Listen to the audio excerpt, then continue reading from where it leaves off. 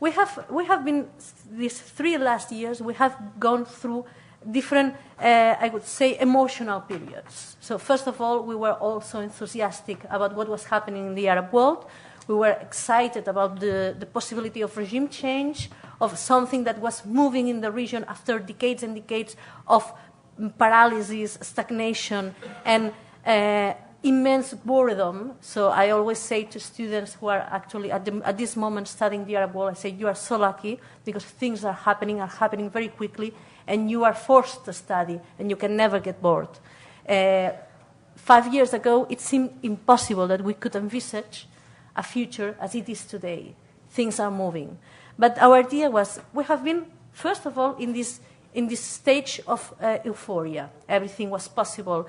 The most unimaginable thing had happened. And dictators that had been so rooted in the political scenario of the Arab world, suddenly they disappeared and they were replaced. And people took the streets and people said what they thought for the first time in years, in decades.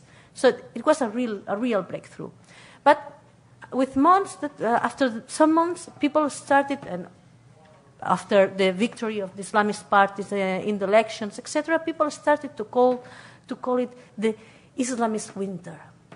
So this started, it seemed like a reference to the Game of Thrones, the winter is coming. I don't know if you follow the TV series. So the winter is coming, Islamists are coming, everything is going to be very cold and very dark.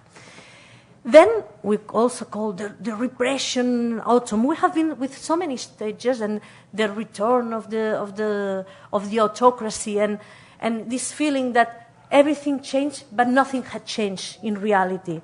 And people on the street were saying, well, these Arab people did a revolution, and now they are choosing people who are as authoritarian as Mubarak or Ben Ali were. Well, the idea was, when we faced this research, our idea was to try to see if something had changed, really, if there were changes going through, and then if something had changed, why and how, and if it was positive or negative, because things change and they have not to be necessarily good or positive. Sometimes there are negative changes. And if it was worth, if it had been worth, one of the questions that I always pose to people coming from the Arab world is, was it worth? Do you feel proud? Do you feel that all the effort, all the revolution, all the blood that was spent was worth? Normally, the answer, and I have to confess that the answer is yes, it was worth. But let's not advance the results. I must mention that I was not alone, as Jordi said. I was not alone doing the research. I had great help of my colleague, Elisabetta Sciucarelli, of my colleagues and interns, research interns in IEMed, Musa Burrekba and Laura Rufalco, Hector Sanchez and Claudia Rivas. They were a young, excited, hard-working group, and we were able to conduct the research and to write something consistent and solid, because we were really very convinced that it was worth doing it, and we really had a great time doing it. Well, the idea is to see how the political and societal map had changed in the Arab world during these last 2 or 3 years, and how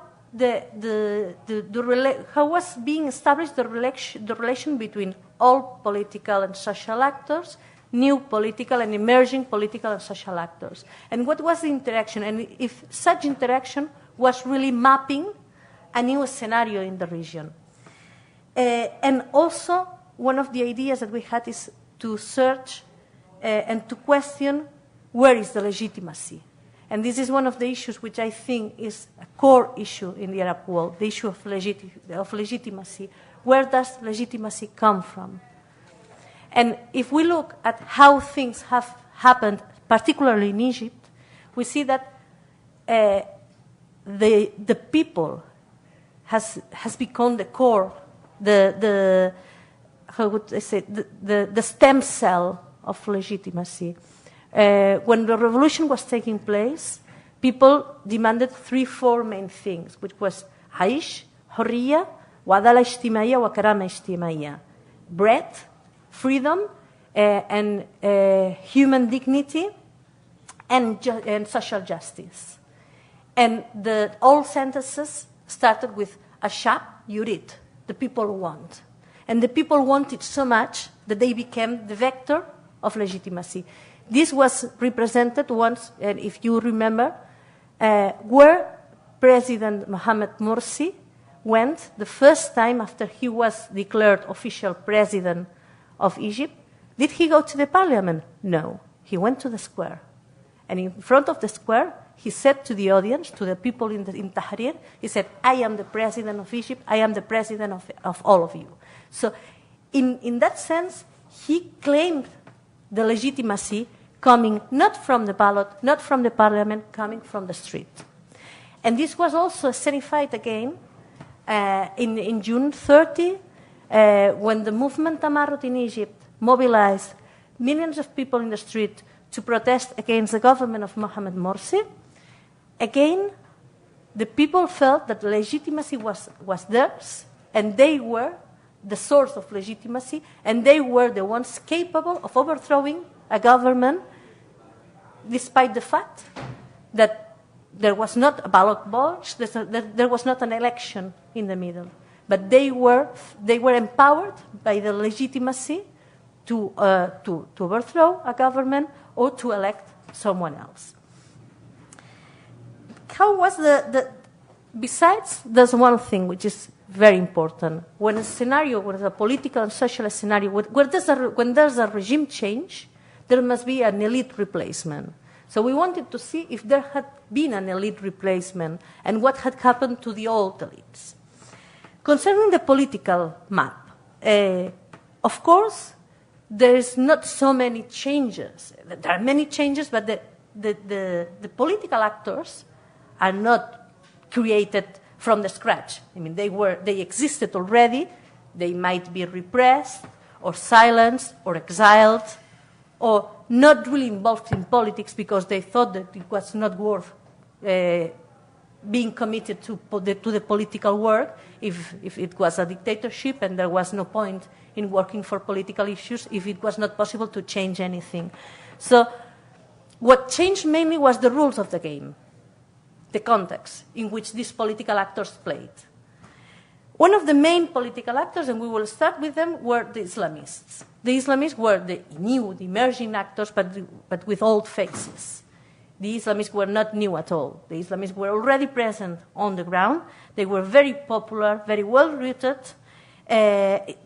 with differences between each country, of course. And all I'm saying must be taken into account that every country has its own particular context, and we always tend to generalize and talk about the Arab world without thinking in depth that there are many differences between each country and the context, the political, social context, the profile and the characteristics of each society is very different. There are commonalities between countries, but of course the demographic phase, for example, of Tunisia is very different from the demographic phase of Egypt. The the geographic profile of Libya has nothing to do with the geographic profile of Egypt or Lebanon, for example. So generalization is a common enemy, but we have to work with them and try to cope with them. So Islamists, obviously they were the winners of elections, and they benefited from different situations. They were the winners when elections took place, with two exceptions, which are Libya and Jordan.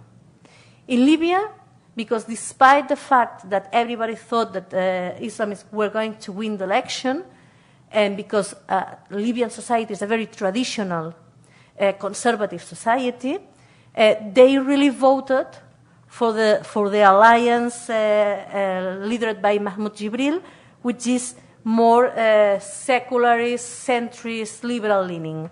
And the Islamists really had obtained few seats in the parliament. The Jordan case is very interesting because Jordanian Islamists were already present in parliament before the Arab Spring. the Jordan monarchy was very wise in including this potential rival political group, including it, allowing some controlled participation in the political game. And when the Jordanian Muslim Brotherhood tried to organize and head this protest movement in Jordan. There has also been lots of protests and demonstrations during these last years, and they tried to capitalize this protest movement. What happened to them is that the monarchy promoted another Islamist group, which was more willing to support the monarchy, and in the elections, despite the fact that the Muslim Brotherhood decided to boycott the election, so they remained out of the political game, and the new Islamist group came in and gained some seats, and so that the monarchy can say, okay, the Islamists are represented in the parliament, we are not excluding them, but they got rid of the political opposition. It was a very wise strategy. Why in other cases like Tunisia, Egypt? In Tunisia, the Islamists in Tunisia and Egypt, they more or less won about the 40% of the seats in the elections. Why? Because first of all, they were already very rooted on the field, on the ground. They had many connections, particularly in Egypt. They had been filling the void that the state left concerning social issues. They were helping in health, education, charities. They were helping needed people. They were very strong in poor neighborhoods. They had already won their constituencies beforehand and before the Arab Spring. Secondly, Islamist parties proposed a different way to manage public affairs. They talk about morality, and in this sense, morality not in the sense of imposing some moral norms, but imposing this morality in managing social public issues. That means no corruption, no wasta, which is said in Arabic, which means no connections, no clientelism, no. They proposed another way of doing politics. And this was very attractive for the people, particularly when people was very focused on getting rid of nepotism, of corruption, and the old practices of the ancient regime. Also, they were challenging official Islam. And official Islam embodied in Al-Azhar, for example, or in the official imams, which traditionally had supported, justified the actions of the dictators. Official Islam in general had been used for the purpose of legitimizing and supporting the decisions of the political leaders, in that case, Hosni Mubarak or Ben Ali. So they presented themselves as a pure Islam, an Islam which was not corrupted, which was not clientelar, and also they used very well the identity speech, I mean, very based on religion, on identity politics, and this was useful for their market audience. They were also the victims. They had suffered the repression, or they were in exile, they had been marginalized. So once they had the opportunity, they came out. They were already organized. They were very organized. They were a working machine, particularly in Egypt. In Tunisia, it's a slightly different context because part of this Islamism was in exile and had to come from exile and had a different way of seeing things and was maybe not so well rooted on the ground, on society, on the neighborhoods. But on the Egyptian case, they were already very ready to go and to compete in elections. which is very different to what happened to other political parties, non-Islamist political parties, which were not ready. They were not well organized. So when the election came, and also the calendar for the transition process was very favorable for Islamists, because as it was very quick how they organized elections. I will remember that a day like today, 3 years ago, Hosni Mubarak, February 11, left power, was kicked out of power, better to say that. And elections were, at the end of the year, started the first round of elections in Egypt. In Tunisia, January 14 is the date where Ben Ali escaped to Saudi Arabia, and elections were organized at 23rd October. So quickly calendar, and Islamists were already very well organized to mobilize their constituencies and to obtain votes. What happened with the Islamists after they won the elections? In Tunisia, they were forced to form a coalition government because they couldn't run alone, and they didn't want to go alone. They were very, very smart in this sense to realize that it was more beneficial for them to go on a coalition so that they would not suffer so much from the erosion of power, because this would be a very difficult phase of the transition. The first period of the transition would be very difficult because there were very high expectations. People demanded change very rapidly, and the possibilities to make that change real were very, very little and very hard. So there was a high potential for failure, and they were aware of that. So they thought it was wiser to go and form government with a coalition. They can always blame the others for failure. They can share failure. They can share success, and also they had a coalition where Ennahda, the Islamist party, really was leading the agenda. So it was a good scenario for them. They had to face major challenges, a country which was rid by a stagnating economy with enormous social and territorial disparities, social inequality, and a great demand for freedom and for social justice. And this was not easy to cope with. And also they had to cope with porosity from the frontiers, from their borders, with a very, very, very delicate situation in Libya concerning security, and also with the security situation in Algeria, which is not good at all, particularly on the southern part of Algeria. And also they had to cope with violence and jihadist groups coming from Sahel. So the situation was not easy at all. They had to cope with the lack of democratic tradition and with a growing polarization in society between Islamists and secularists, we would say. It's very difficult to, and labeling is always a mission impossible. I mean, putting labels to political parties is not easy. So, but in Tunisia, it was very clear from the beginning that there was going to be a split between those more traditional sectors of society which wanted and really wanted this comeback of Islam in society. As you already know, in Tunisia there had been a top-down secularization of the state and institutions.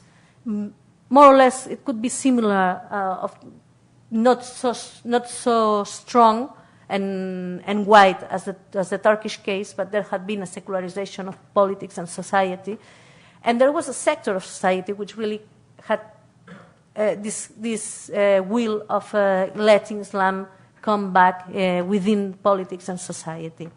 On the other side, there was a segment of society which was very secular, which was very, very strong-minded with rights of women, for example, and were very fearful of what might imply the victory of the Islamist party.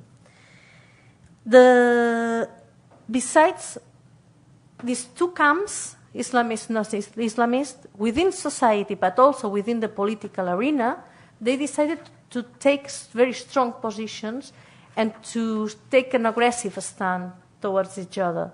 So there has been a common and a very frequent discredit between groups and even attacks between groups. I mean, secularists often accused Islamists of trying to impose an Islamic agenda and trying to impose a traditionalist and repressive vision of the rights of women, etc.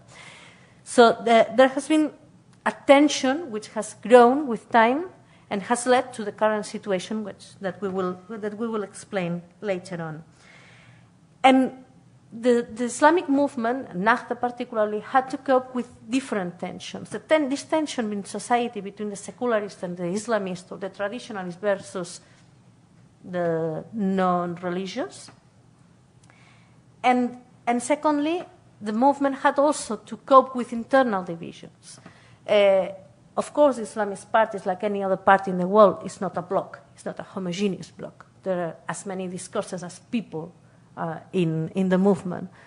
So, although Islamist parties benefit from one thing which other parties do not tend to or should not have so much, which is a very hierarchical, rigid organization system, this is not so much applicable in the Tunisian case. Islamist Nahdha is not so fixed, not so hierarchical, not so Stalinist in a sense as the Muslim Brotherhood in Egypt. But they had to face the tension. There's a more pragmatic wing versus a more, how do I say, more ideological wing and more religious and more conservative wing. There's also the people who went in exile and the people who suffered repression in the jails of Ben Ali and who suffered prison and who suffered torture. So there are different trends within the movement, and we have seen this in this last years. In this recent years, we have seen it particularly when the assassination of the left-wing leader Chokri Belaid took place. And after this assassination, there was a split within Nahdha between those who were partidaries or who were in favor of leaving the power to a technocratic government and leave a technocratic government that would proceed with the process of transition and organize elections. And there was another wing of the party which said, no, we are not going to give power. We are going to remain here and to continue our Troika government with the other non-Islamist parties, the Congress for the Republic and Atakatul. So at the end, Hamadi Jebali, who was at that moment Prime Minister, decided to resign because he was in favor of leaving power. So he left because he didn't want to produce trouble within the party. This is more or less a reflection of how Islamist movements work. So there's not much possible of dissent within the movement. So because he didn't want to be a troublemaker, although he was opposing the leadership, he left. He received credit from the Tunisians who saw that he was a leader, and he was probably at that moment thinking more on the interest of the country than on the interest of the party. But at the end, the more partidist wing imposed, and Jebali was replaced by Ali Larayet, who was the prime minister until this last change in government.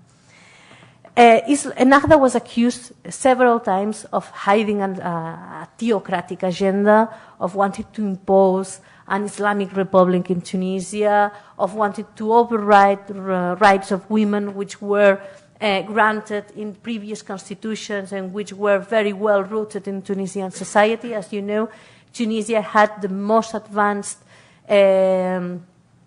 family code, which rules on rights of women concerning marriage, divorce, inheritance, nationality, etc. And Tunisian women were very, very, very scared that the situation could change. Also, they were accused of trying to cope with power and to playing in a dangerous manner with the Salafists. And I will go with this Salafist issue later on when I talk about the Salafists. In the Moroccan case, it's much easier. The PJD, which are the Islamists, the so-called moderate Islamists, this is also between brackets, what we should analyze why some Islamists are moderate and why some Islamists are not moderate, and why some who were moderate yesterday are not moderate today. These moderate Islamists that we call and we often use very, very happily, sometimes refer more to, not so much to their discourse or to their stance on religious issues, but this moderate adjective, this moderate word refers more to their stance concerning the rules of the game or the power. So, moderate Islamists in Morocco are the PJD who do not question the system at all. They do not question the monarchy. They do not question neither its political role, its economic role, or its religious role. Confronting this moderate Islamists, or on the other side of the coin, there are the non-moderate Islamists, who are those that the religious stance might be more or less the same, but they do question the king, the monarchy, the political power, the system in general. And this tends to be more or less the case. When we call some moderate, is that they are moderate because they accept our rules of the game, not because of their stance. When they are not moderate, normally we have more exciting labels to call them. We call them extremists, Salafists, jihadists, etc. So this is a very personal opinion, and we can discuss it later, but normally, in my observation, is that normally we tend to call moderate Islamists to those which we like, mainly. And those who we don't like, we call them other things. The PJD won the elections after there was some period of revolts and protests in Morocco. The king was very wise. He decided to overrule protests by promoting a top-down reform, saying, okay, stop, I listen to you, we're going to change things, we're going to change the constitution. And he promoted a constitutional change, constitutional reform, which was commanded by the king, organized by a constitutional committee. There was some participation of political parties, some consultation on social actors, and at the end the constitution was, as expected, approved massively. And it really was a very wise strategy and very smart strategy to stop protest, to make some concessions, avoid repression, and calm people down. The relation between the PJD and the monarchy has not been a honeymoon, no. It has been difficult, cohabitation is difficult. So, and the first symptom that the Makhzen, which is the entourage of the king, which is not only the king, but the Makhzen, the system, was not so confident. The PJD is that once the government was elected, thanks to the reform of the constitution, for the first time ever, the prime minister was elected from the most voted list. Before, even if you won the elections, the king could say, okay, you won the elections, congratulations, you're going to be the prime minister. And nobody could say anything at all. At this time, the prime minister was chosen from the most voted list, which was the PJD, but on those ministries, which called the sovereignty ministries, so the most important, I mean, justice, foreign affairs. Was justice, foreign affairs, I think it was interior ministry. So in some more important ministries, the Makhzen established a shadow cabinet. So if first the minister was a member of the PJD, behind the second on board was a man of trust of the king or the Makhzen. So someone who is not from any political party precisely, but was someone who the monarchy could trust. So there's this kind of shadow cabinet who could overrule, control, have a hand into the government affairs. And also the PJD had to form a coalition government, and it formed a very strange coalition with the Istiqlal Party, which was the natural partner because it's the conservative political party, but also with the ex-communists and the Berberis. So it was a very strange coalition, which broke some months ago and had to reshuffle again. The situation has not been very good. I mean, the PJD, on the one hand, was not able to promote their desired reforms, either because they found obstacles in the political system from the opposition, from within its own coalition, from the monarchy, but also because it is difficult to govern when you have used a very populist agenda. It's difficult to turn this populist agenda into reality. So the PJD has encountered problems and is suffering also the erosion of power, and more or less is holding on power. And now, in face of what's happening in neighboring countries, probably the PJD is lowering its profile and trying not to cause much trouble, just in case. In Egypt, the situation is mainly what happened with Islamists is the confusion between majority and hegemony. They thought that they had the majority in the ballot box, so they had the legitimacy, and they could be a hegemonic power. They decided to govern alone. They decided to just close the first year of the revolution, which was ruled by the SCAF, the Supreme Council of the Armed Forces, and which had caused lots of social unrest, protests, demonstrations. And they decided to become the new, to represent the new era of the political change. However, the Muslim Brotherhood and its Freedom and Justice Party, which is the political party that they created after the Arab Spring, they did the revolution, they committed very serious mistakes. First of all, they had to manage and to conduct the transition process, but at the same time, they had to conduct an internal transition. They were very comfortable in their social arena. They knew what they do on the ground. They knew how to cope with people's problems on a daily basis, but they did not really know how to do public policies.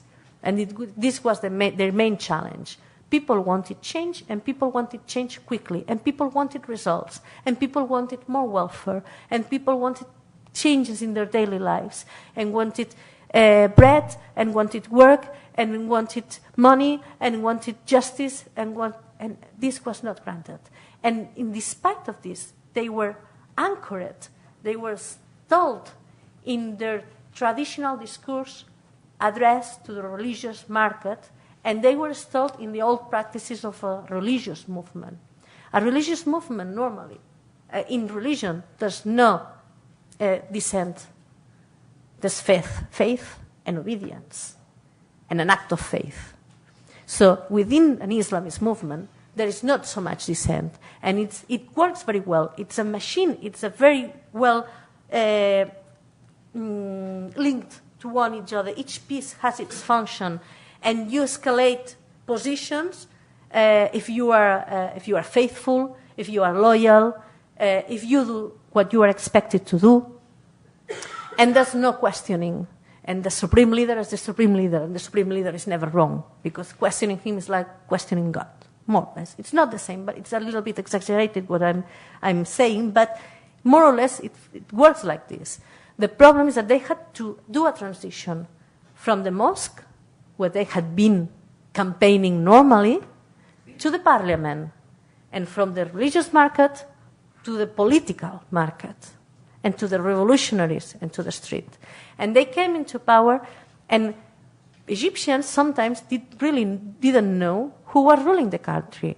Was Mohamed Morsi the president of all Egyptians, as he said? Was Mohamed Morsi the leader of the Freedom and Justice Party? The Freedom and Justice Party was really a political party or just a branch of the Muslim Brotherhood, and it was leadered and commanded by the supreme guide Mohammed Badi? And this was the question. People didn't really perceive the difference. And sometimes it was very difficult to perceive such difference. And you had the feeling that it was the Muslim Brotherhood itself which was governing Egypt. And it was governing for their people. And this was the problem, because there was this progressive Ikhwanization of the state. Why this Ikhwanization? The Ikhwan are the brothers in Arab, and the Ikhwan is normally the name that the Muslim Brotherhood receives. The Ikhwan, the brothers.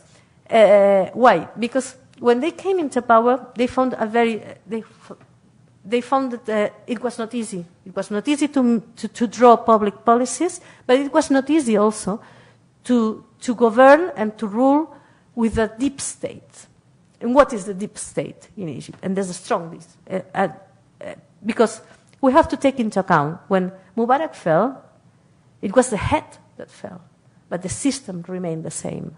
It was the pharaoh, and it was the system which decided to cut its head off to preserve its roots there and not to be disappeared. It was the system that sacrificed itself, but it's just its head to remain the same. So the deep state is not only the army.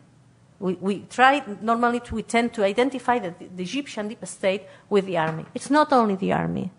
The deep state is the army, it's the judiciary, it's the state institutions. It's the state institutions not because they were fervent followers of Hosni Mubarak.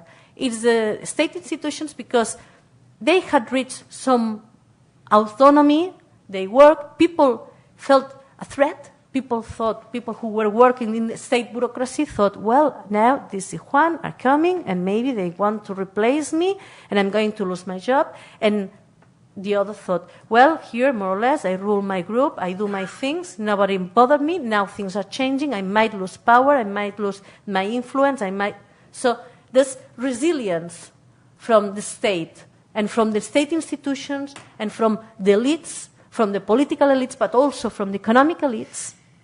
And these elites had not been replaced. So they found so many obstacles, and there was always, during the mandate of Mohamed Morsi, there was a constant tension with the judiciary, a constant fight. And what they did, and probably their failure come from the fact that instead of allying with the revolutionists, instead of searching for partners within society that could help them fight this deep state, what they did is that try to infiltrate the deep state. So place brotherhood affiliates or sympathizers in key posts in the media, because the media was also part of the deep state. The media in Egypt, in Tunisia, were controlled by the state. Once the dictators fell, there was some slight short period of more or less freedom, but rapidly they took sides.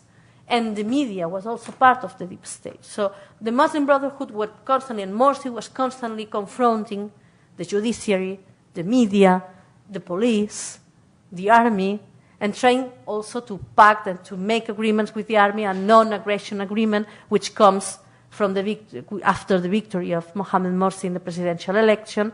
There's this kind of pact of no aggression between the army and the Brotherhood. The Brotherhood think that this pact will protect them from any coup from the army, and this is not true, as we will see, as we saw some months later. So Mohamed Morsi thought that the legitimacy that from the ballot boxes was enough to keep him in power, and that he would have time to infiltrate the deep state, they would have time to do that, and to win the hearts and minds of people until the next election. But what happened is that growing social polarization, growing social tension, growing economic difficulties, because they were real, because the country was in constant upheaval. There's no social peace. There was social unrest, strikes. The labor movement was constantly striking. People were out on the streets, and when the constitution was approved, a very slight approval of 50-something versus 40-something. I mean, it was approved, the Islamist so-called Islamist constitution, but with greater dissent from within society. They thought that they could hold on power and that the army would honor the agreement, the promise to respect the ballot box. But something unexpected happened. They didn't want to see what could happen. And they thought that they had the legitimacy from the ballot boxes, and that's all. But people organized. People went out in the street. In 30 June, led by the movement Tamarot. The movement Tamarot was a young movement, but also was supported by different sectors of society which were interested in that movement, going to the street and threatening the power of Mohamed Morsi. And as you already know, on 30th June, many people, millions of Egyptians, went to the street to protest and to demand the fall of Mohamed Morsi. They even collected more than 22 million signatures to demand the ousting of Mohamed Morsi. However, not only these young revolutionaries were on the street. There were the young revolutionaries, there were the remnants of the old regime, there were the deep state, they were those people who were tired of instability and unrest and wanted stability at any price. So there was a conjunction of social elements on the street that led to the fall of Mohamed Morsi because they empowered the army, they let the army take the lead and overthrow the government of Mohamed Morsi. After that, the campaign of repression that the army conducted against the Muslim Brotherhood is well known, not only against its members being arrested, leaders, but also on the sittings that were organized to protest for the coup d'etat. These demonstrations, these sittings, in Rabat Adawiya and in other squares were dismantled and were causing a massacre of hundreds of people. And nobody said anything, not even in Europe, not even in the US, not even anywhere. Besides, the media close to the Muslim Brotherhood were closed and forbidden. Many journalists went into prison.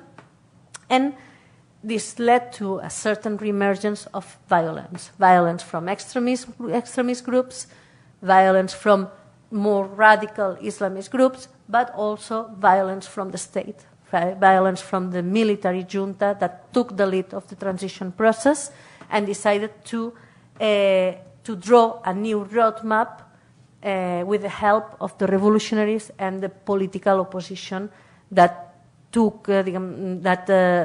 supported the role of the army at that moment. The political opposition at that moment led by Mohammed al-Baradei, Hamdim Sabahi, and other members of the opposition. What happened with the non-Islamist parties? What's wrong with them, particularly? It's true that after the fall of the ancient regimes, the non-Islamist parties were not so well organized.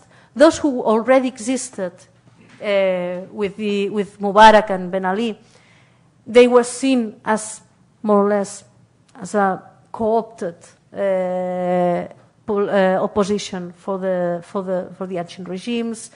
They were not the most admired political parties, and also many political parties emerged. This is something quite common in transition processes to democracy, that at first there's a political dynamism that is translated into many political parties, and this, within the non-Islamist camp, this provoked a fragmentation of the vote.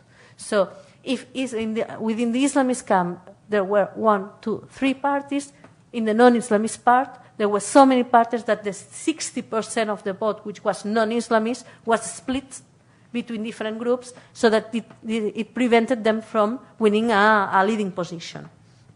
Besides, the fragmentation of this non-Islamist camp comes also because these political parties very often are gathered around a very personal project. So they are identified with the personality. They are very personalist groupings. We see this in Egypt very clearly.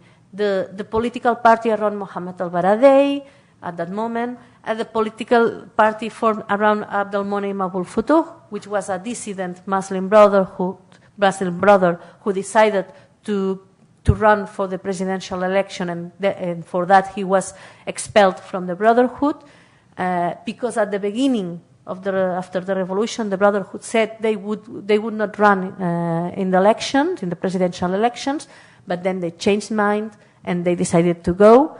But Abdelmonem Abul Futuh also, he was a dissident voice within the Muslim Brotherhood. He was a more open-minded, more political in that sense than religious, more pragmatist than ideological. And also the political current around Hamdim Sabahi, which is a Nasserist politician. In Tunisia also, there were some leaders like Najib Shebbi, who was already a political opponent in the era of Ben Ali. There was Hama Hamami with the ex-communist party, and Monsef Marzouki, who is the president leading the Congress for the Republic. There's also a factor which explains why these non-Islamist parties did not so well in elections, because they were very urban. They were very centered in cities.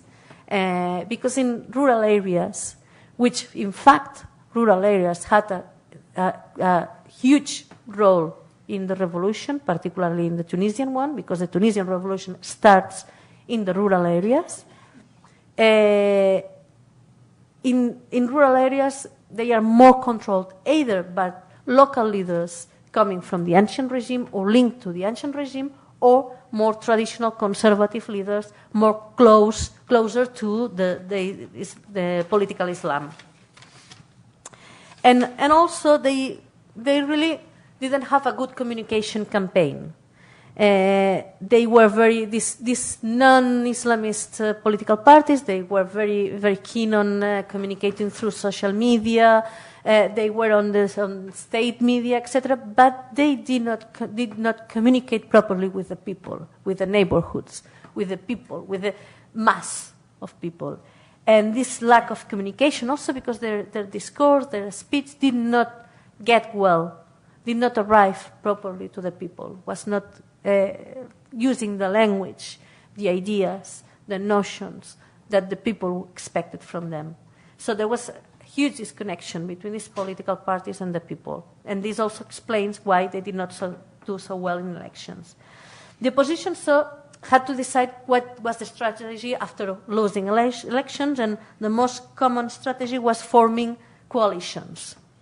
Coalitions are very good because coalitions can be a ground for learning democracy, for learning to consensuate, to discuss, to make concessions in order to win a more important common goal.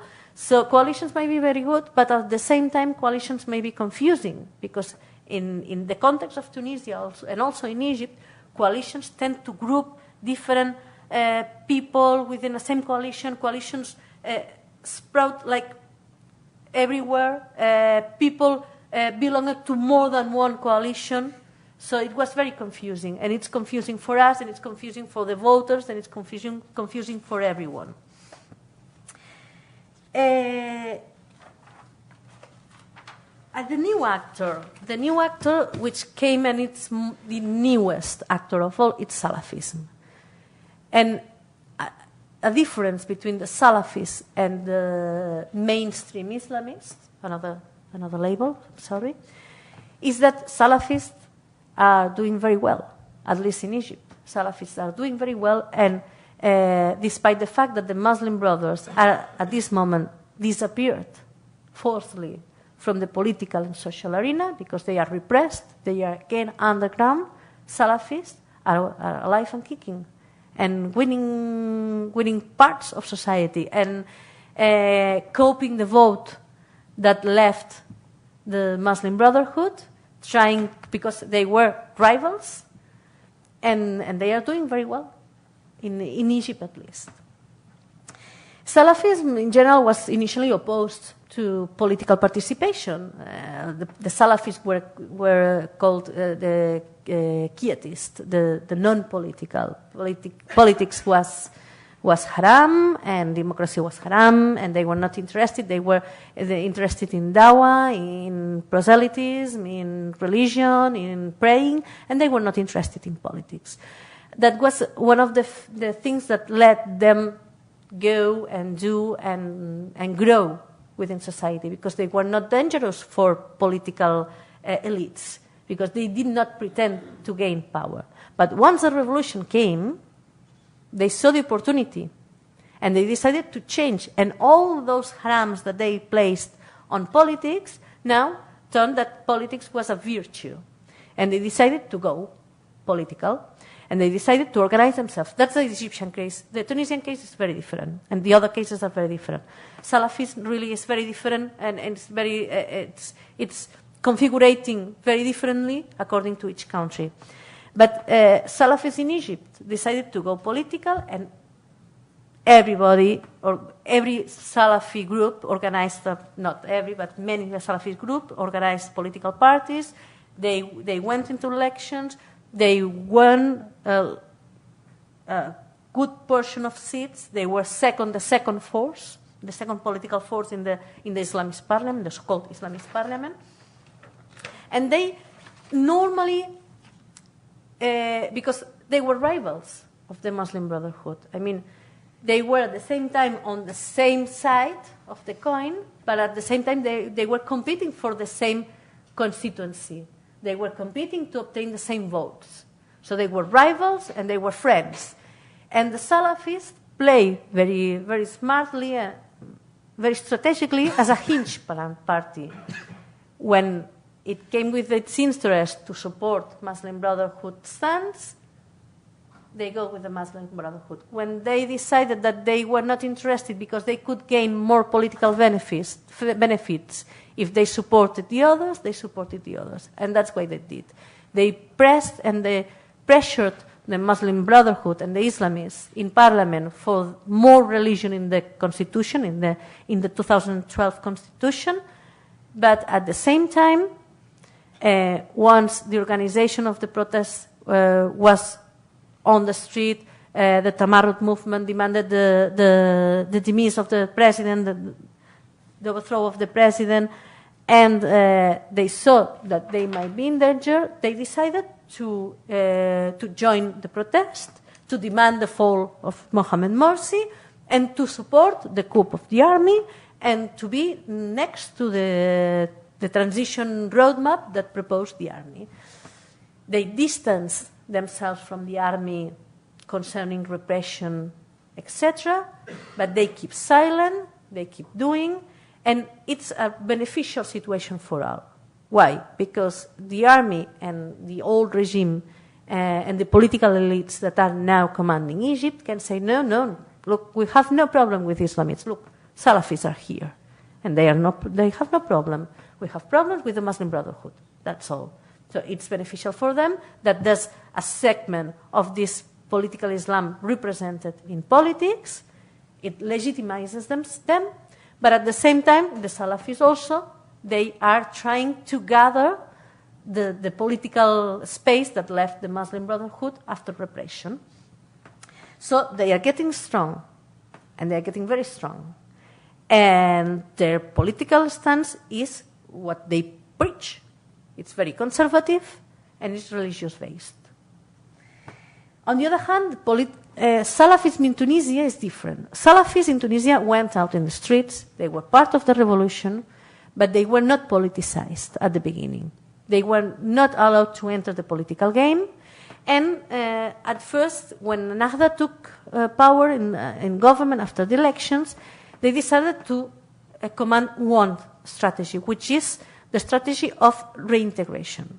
it was very criticized. But Rachid Ghannouchi, which is the leader of the Nahda movement in Tunisia, he said, well, Salafis, at the end of the day, are our creatures. So if we marginalize them, if we set them apart, they are going to radicalize. It's better that we try to integrate. In this kind of positive, soft stance, the opposition parties just shoot at them because there was a violent Salafism. There are different kinds of Salafism in Tunisia and everywhere, but in Tunisia it's very clear. There's this scientific Salafism, the preaching Salafism, a Salafism which is not interested in politics or in violence. There's a political Salafism and there's a violent Salafism. And the relation between a Nahda and the Salafis has also been very much criticized. At the beginning, they tried to integrate the Salafism, they couldn't, and they had to face violent Salafism. They didn't do it very well. They were criticized for being condescending with this violent Salafism. You will remember the attack on the U.S. embassy after the assassination of the U.S. ambassador in Tripoli.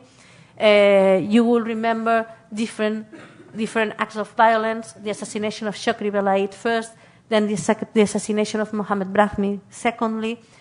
They were accused of being so lax, so laissez-faire with the Salafis that afterwards they had to apply a more repressive.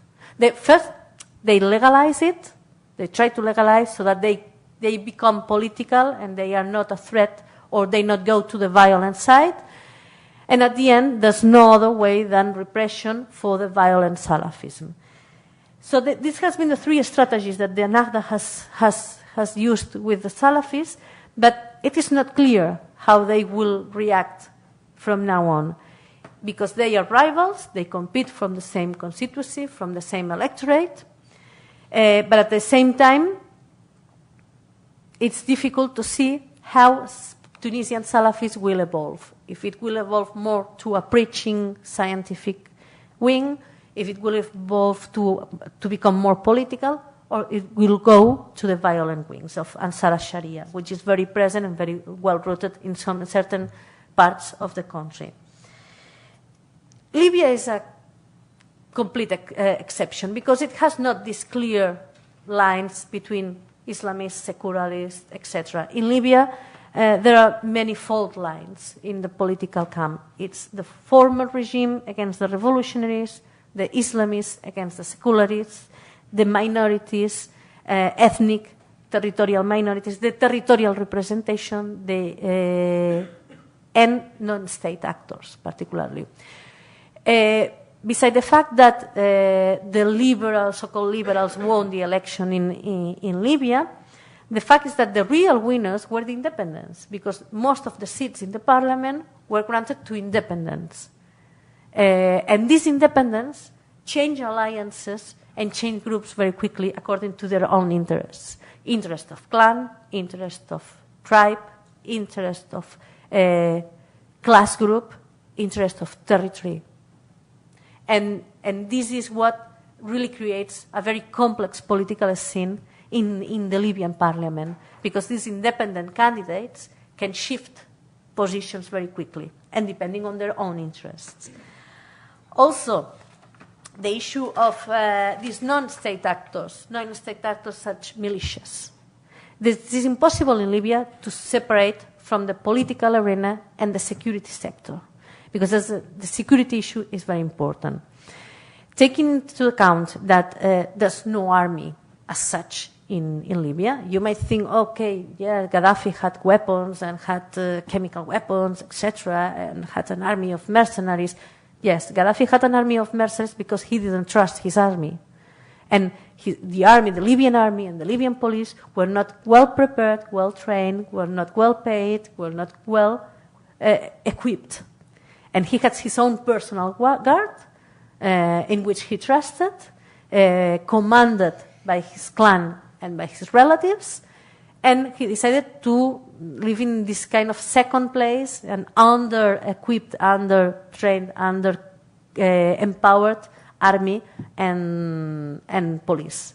So the security forces are out, and militias, which were the revolutionaries which made war against Gaddafi, which claimed victory, which were the winners, militias do not want to dismantle because they prefer to remain as such and to influence on political issues. And that's what they did.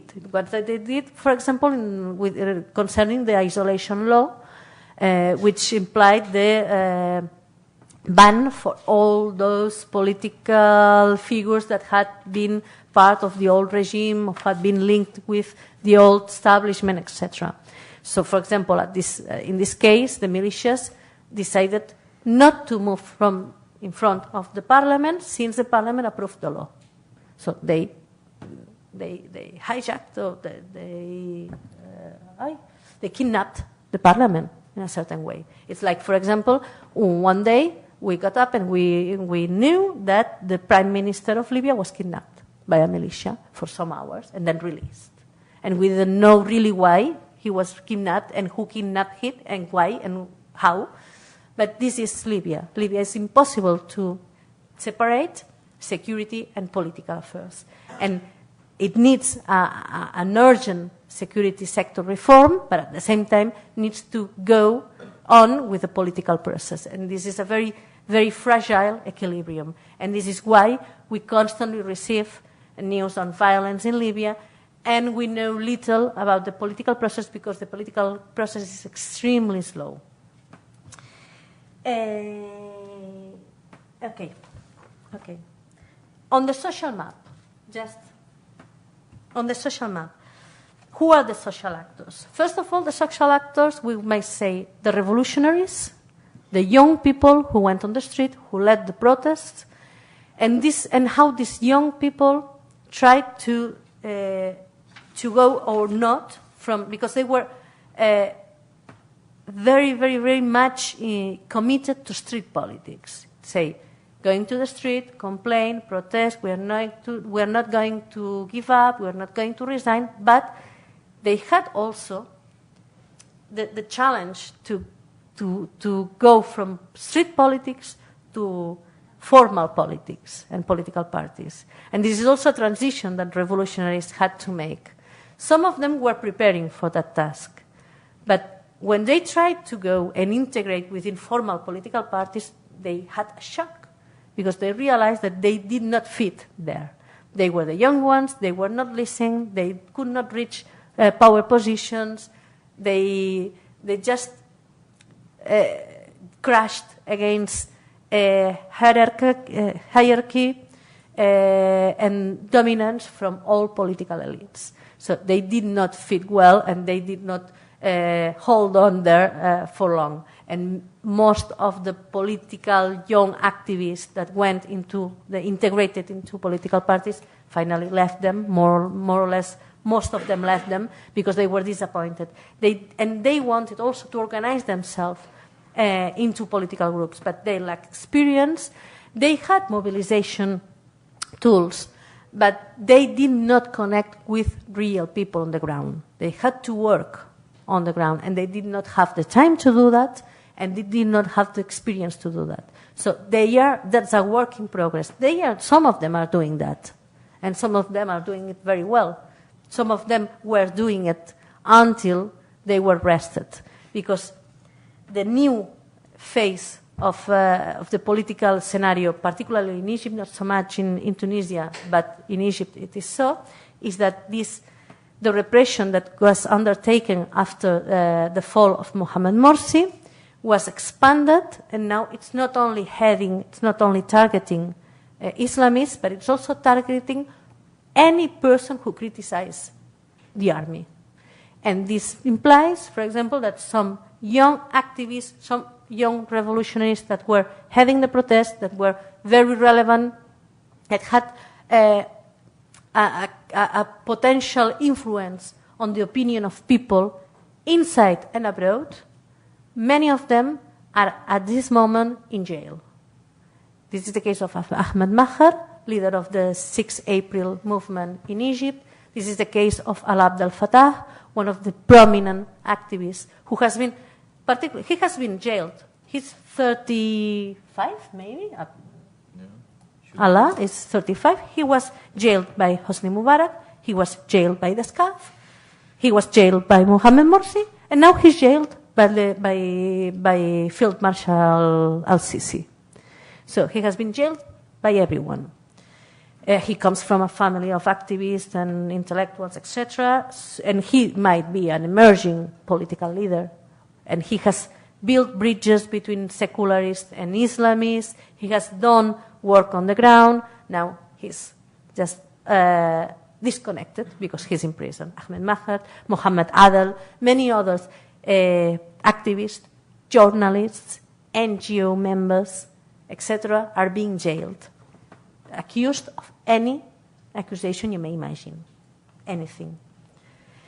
And the freedom of expression is being threatened in Egypt at this moment, and it's in jeopardy the process of transition. There are so many other social movements, the intelligentsia, the intellectuals, and what has been their role. And we might be very critical towards what the intellectuals are doing in Egypt, in Tunisia, or in other countries. And why their positions are changing. And first they say they are committed with democracy, and they say that, well, for the sake of democracy, we must accept repression and state violence. And this is a hypocrisy, in fact. And some intellectuals have done this shift from a discourse claiming that revolution and the values of revolution to a discourse that say, well, for the well of the country, we must accept that the military rule, because it's the lesser of two evils.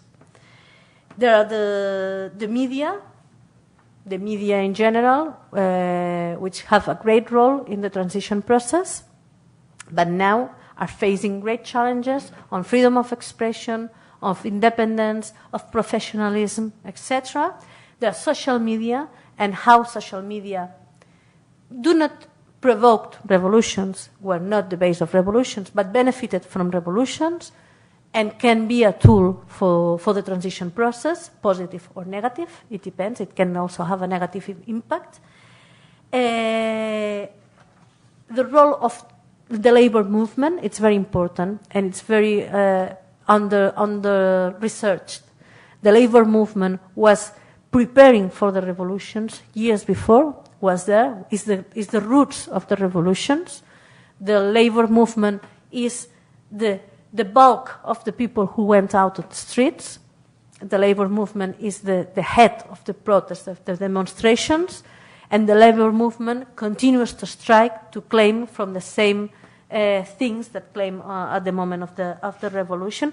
And even in the case of Tunisia, the labor movement and its main actor, which is the General Union of Tunisian Workers, which is the main trade union in the country, which is the main social actor in the country, act together with an organization for the defense of the human rights and the Lawyers Association.